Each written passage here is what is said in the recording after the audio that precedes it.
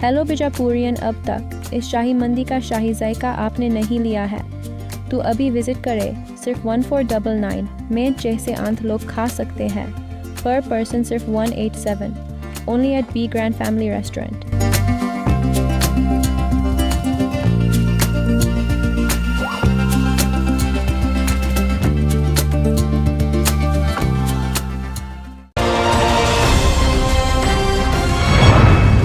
मैं हूं आबिद हुसैन शेख। आपका खैर मकदम है 4TV न्यूज कर्नाटक एक्सप्रेस में। सबसे पहले नजर आज की हेडलाइंस पर।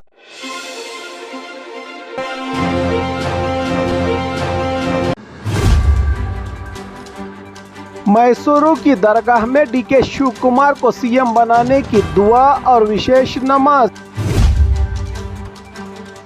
राज्य भर में अंडों की भारी कमी, कीमत 7 से 8 रुपये तक पहुंची। सर्दी और फेस्टिवल सीजन से डिमांड में जबरदस्त इजाफा। बीदर में 6 करोड़ 60 लाख कीमत का गांजा जब्त, 2 आरोपी गिरफ्तार। बेंगलुरु में कचरे का बड़ा खुलासा, लोगों पर फाइन लगाने वाली बीबीएमपी खुद प्राइवेट जमीनों पर कचरा फेंकते हुए पकड़ी गई। कर्नाटक में कांग्रेस की सीएम कुर्सी को लेकर जंग पर ब्रेकफास्ट मीटिंग। बेंगलुरु में ही 100 करोड़ टैक्स घोटाले का पर्दाफाश, कमर्शियल टैक्स डिपार्टमेंट की बड़ी कार्रवाई। बेंगलुरु जल मंडली का नया कदम, बायोडिग्रेडेबल बोतल में साफ पानी जल्द बाजार में होगा। बेंगलुरु में फिर सामने आया पुलिस कांस्टेबल्स की वसूली का मामला। परेशान स्कूल के बच्चों की फरियाद, पूर्व एमएलए की फैक्ट्री से धुआं, राख और धूल ने कर दी हैं इनकी जिंदगियां बर्बाद। बेंगलुरु में सर्दी का तेज हमला, तापमान 16 डिग्री सेल्सियस तक गिरा, लोग परेशान। खबरें विस्तार से। मैसूरू की दरगाह में डीके शिव कुमार को सीएम बनाने की दुआ और विशेष नमाज। उन्हें मुख्यमंत्री बनाने की दुआएं की। उनके समर्थकों ने मैसूरू के हजरत सैयद गुमान शाह कादरी दरगाह में deputy CM DK Shivakumar के समर्थकों ने सामूहिक नमाज और दुआ का आयोजन किया। रिपोर्ट के मुताबिक वहां मौजूद लोगों ने डीके शिव कुमार को मुख्यमंत्री बनाने की दुआ मांगी। समर्थकों ने कहा कि वो उनकी काबिलियत पर भरोसा रखते हैं और चाहते हैं कि आने वाले दिनों में उन्हें राज्य के सीएम की कुर्सी मिले। बताया जा रहा है कि सीएम सिद्धरामैया और डीके शिव कुमार की मीटिंग के बाद ये दुआ कार्यक्रम और चर्चा का विषय बना हुआ है। दरगाह में की गई सामूहिक प्रार्थना में लोगों ने राज्य के अमन, चैन और तरक्की के लिए भी दुआएं मांगी गई। राज्य भर में अंडों की भारी कमी, कीमत 7 से 8 रुपये तक पहुंची। सर्दी और फेस्टिवल सीजन से डिमांड में जबरदस्त इजाफा। बेंगलुरु में पिछले कई दिनों से अंडों की भारी कमी देखी जा रही है। सर्द मौसम, क्रिसमस, न्यू ईयर सीजन और ज्यादा खपत की वजह से अंडों की कीमतें बढ़ गई है। शहर में हर रोज तकरीबन 1 करोड़ 10 लाख अंडों की जरूरत होती है, लेकिन रोजाना 30 से 40 लाख अंडों की कमी देखने को मिल रही है। कीमत 5 रुपये से बढ़कर 7 से 8 रुपये प्रति अंडा हो गई है। सर्दी में अंडा, चिकन और मछली खाने वालों की तादाद बढ़ जाती है। क्रिसमस और न्यू ईयर के लिए केक बनाने में अंडों का ज़्यादा इस्तेमाल। पिछले साल बर्ड फ्लू की वजह से कई पोल्ट्री फार्मों से मुर्गियां खत्म की गई थी। इसी का असर अब नज़र आ रहा है। तमिलनाडु के सरहदी इलाकों से बड़ी तादाद में अंडे दूसरे मुल्कों को एक्सपोर्ट होने से भी कमी बढ़ी है। राज्य में अंडों की पोल्ट्री एसोसिएशन के मुताबिक अगले 2-3 महीनों तक कीमतों में अंडे के दामों में कमी की उम्मीद कम ही नजर आ रही है। बीदर में 6 करोड़ 60 लाख कीमत का गांजा जब्त, 2 आरोपी गिरफ्तार। बीदर जिले में पुलिस ने बड़ी कार्रवाई करते हुए 6 करोड़ 60 लाख रुपये कीमत का 660 किलो गांजा रिकवर किया है। ये गांजा उड़ीसा नंबर की पिकअप गाड़ी में ले जाया जा रहा था। पुलिस को मिली पक्का जानकारी के आधार पर राजेश्वर गांव के पास छापा मारा गया। पता चला कि गांजा हैदराबाद से शोलापुर की ओर ले जाया जा रहा था। कार्रवाई के दौरान पुलिस ने 6 660 किलो गांजा सीज किया है। पिकअप वाहन भी सीज की गई है। तो वहीं महाराष्ट्र के 2 आरोपियों को गिरफ्तार किया गया है। इस संबंध में बसवा कल्याण ग्रामीण पुलिस थाना में केस दर्ज कर आगे की जांच शुरू कर दी गई है पुलिस की ओर से इस बड़े नशे के रैकेट का। बेंगलुरु में कचरे का बड़ा खुलासा। लोगों पर फाइन लगाने वाली बीबीएमपी खुद प्राइवेट जमीनों पर कचरा फेंकते हुए पकड़ी गई। बेंगलुरु में जहां आम लोगों को सड़क पर कचरा फेंकने पर भारी जुर्माना लगाया जा रहा है, वहीं बीबीएमपी के ट्रक ही प्राइवेट जमीनों पर कचरा डंप करते हुए पकड़े गए। मामला उस वक्त सामने आया जब स्थानीय लोगों ने एक प्राइवेट खेत में कचरा गिराती लारियों को रंगे हाथों रोक लिया। स्थानीय लोगों का आरोप है कि हम पर फाइन लगाते हो लेकिन खुद चोरी छिपे हमारे खेतों में कचरा फेंकते हो। करीब 20 से ज़्यादा कचरा लारियों को रोका गया और ड्राइवरों को जमकर फटकार लगाई गई। लोगों की ओर से लोगों ने कहा कि बीबीएमपी इंजीनियरों ने ऐसी अनुमति कैसे दी और इस पर तुरंत कार्रवाई की मांग की गई।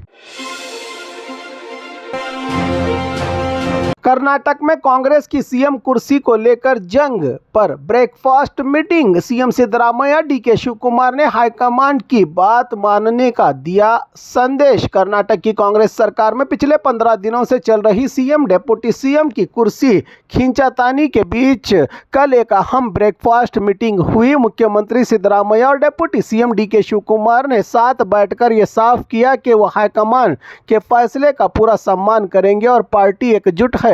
मीटिंग की अहम बातें ये रही कि बैठक दिल्ली हाईकमान के इशारों पर आयोजित हुई। सीएम ने डीके शिवकुमार से कहा, हाईकमान जो फैसला करेगा मैं मानूंगा। अगर मुख्यमंत्री पद पर बने रहने को कहा तो रहूंगा, छोड़ने को कहा तो छोड़ दूंगा। दोनों नेताओं ने प्रेस कॉन्फ्रेंस में कहा कि अब आगे कोई गलतफहमी या विवाद नहीं रहेगा। पिछले कई दिनों से सत्ता बंटवारे और सीएम डिप्टी सीएम की कुर्सी की लड़ाई कर्नाटक की राजनीति में गर्म मुद्दा बनी हुई है। हाईकमान ने दोनों नेताओं को समझाने के लिए केसी वेणुगोपाल और पुन्नन्ना के जरिए लगातार संपर्क बनाए रखा है। इसी कोशिशों के तहत कल ब्रेकफास्ट मीटिंग रखी गई थी। उधर एआईसीसी अध्यक्ष मल्लिकार्जुन खड़गे और राहुल गांधी ने भी पूरी हालात पर लंबी चर्चा की है। कर्नाटक की सियासत को लेकर आगे की रणनीति तय करने के लिए हाईकमान की ओर से बैठक होगी, जिनमें सोनिया गांधी भी शामिल हो सकती हैं। राज्य में चली कांग्रेस की इस हलचल पर केंद्रीय मंत्री प्रहलाद जोशी ने कांग्रेस सरकार पर निशाना साधते हुए कहा कि राज्य में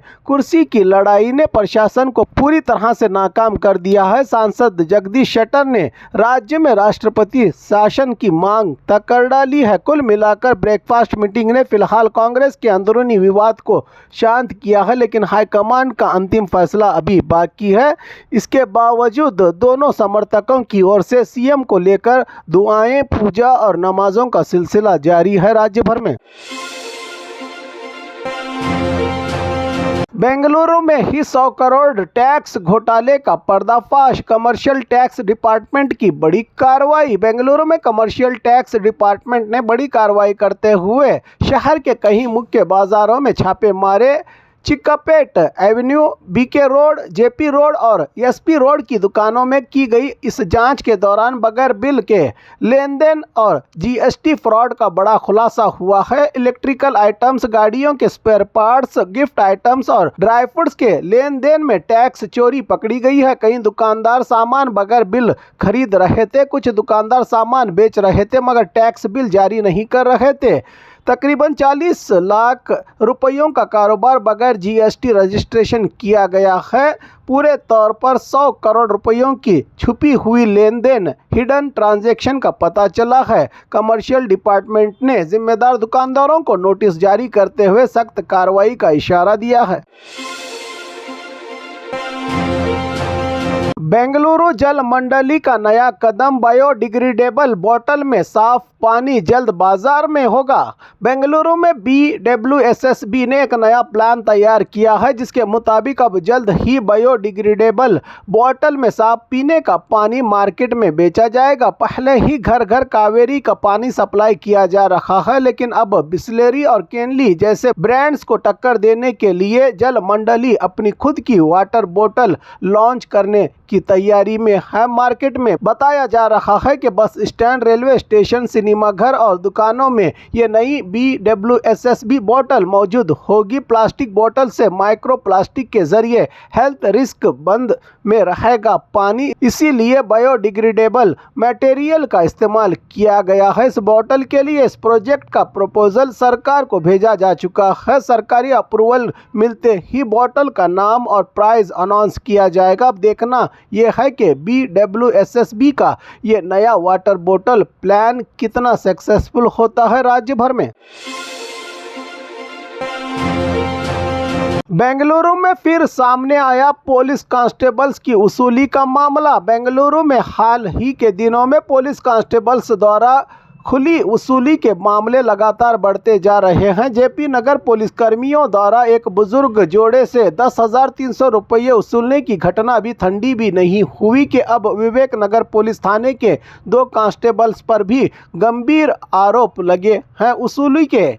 जानकारी के मुताबिक एक नशे के आदी लड़के से विवेक नगर के 2 कांस्टेबल्स ने लाखों रुपये वसूले। इतना ही नहीं, पैसे कम पड़ने पर उन्होंने उससे और रकम की मांग की। जब दबाव बढ़ा तो युवक ने सीधे पुलिस की बात मानने की बजाय घर लौटकर अपने परिवार को ये बात बताई और फिर सीधे कोरमंगला पुलिस स्टेशन जाकर शिकायत दर्ज करवाई। आला अधिकारियों ने दी है अब जांच के आदेश।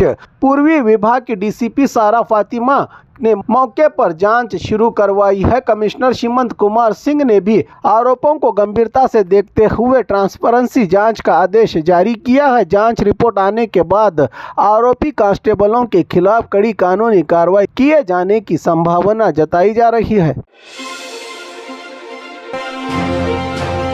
परेशान स्कूल के बच्चों की फरियाद, पूर्व MLA की फैक्ट्री से धुआं, राख और धूल ने कर दी हैं इनकी जिंदगियां बर्बाद। बेलगाम जिला के रायबाग तालुका कुड़ची गांव में एक स्कूल के बच्चे रोजाना परेशानियों का शिकार हैं। रॉयल इंडियन एकेडमी स्कूल के बिल्कुल बगल में पूर्व MLA श्याम घाटके की मिल्कियत वाली गुड़ बनाने की फैक्ट्री चल रही है। फैक्ट्री से उठने वाली धूल, बदबू, राख और धुआं बच्चों की पढ़ाई, सेहत और सांस लेने में कई मसलों का सामना पैदा कर दिया है। बच्चों की ज़िंदगी में स्कूल 2011 से चल रहा है, लेकिन 2021 में फैक्ट्री बनने के बाद हालात ख़राब होने लगे। स्कूल मैनेजमेंट ने कोर्ट में मुकदमा भी जीत कर फैक्ट्री बंद भी करवाई थी, लेकिन आरोप है कि पूर्व MLA ने नकली डॉक्यूमेंट्स बनाकर फैक्ट्री दोबारा शुरू करवाई है। इससे भी ज़्यादा आरोप ये हैं कि स्कूल ने फैक्ट्री के खिलाफ आवाज़ उठाई तो स्कूल की तरफ आने वाली सड़क ही बंद कर दी गई, जिसकी वजह से बच्चे और पेरेंट्स सख्त परेशान हो गए हैं।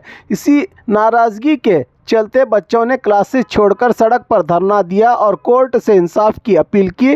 पेरेंट्स भी इस प्रदर्शन में शामिल हुए। इलाके के तहसीलदार और पुलिस मौके पर पहुंचकर मसले के हल का भरोसा दिलवाया और साथ ही बंद सड़क को भी खुलवा दिया गया है। यहां के लोगों का कहना है कि एक जनता का जनप्रतिनिधि समाज के लिए मिसाल बनने की बजाय स्कूल को ही बंद करवाने की कोशिश कर रहा है, जो कि बहुत ही अफसोसनाक है।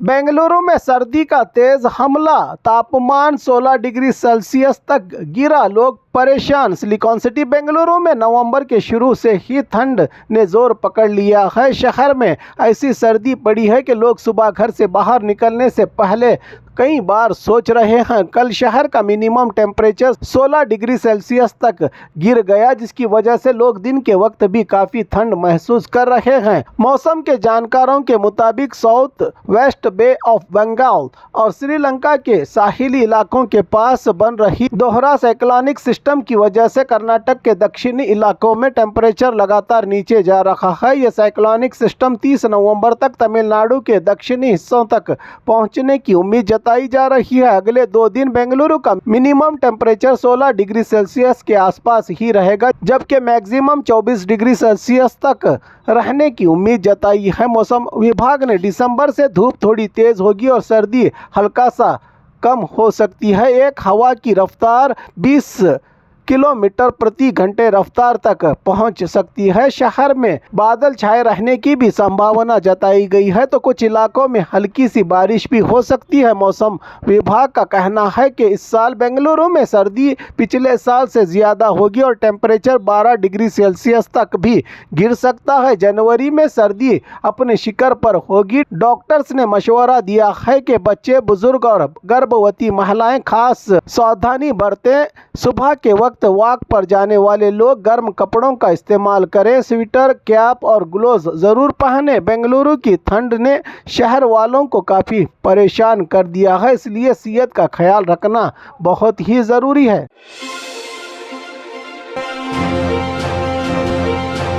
और खबरों के लिए देखते रहिए 4 TV न्यूज़ कर्नाटक एक्सप्रेस।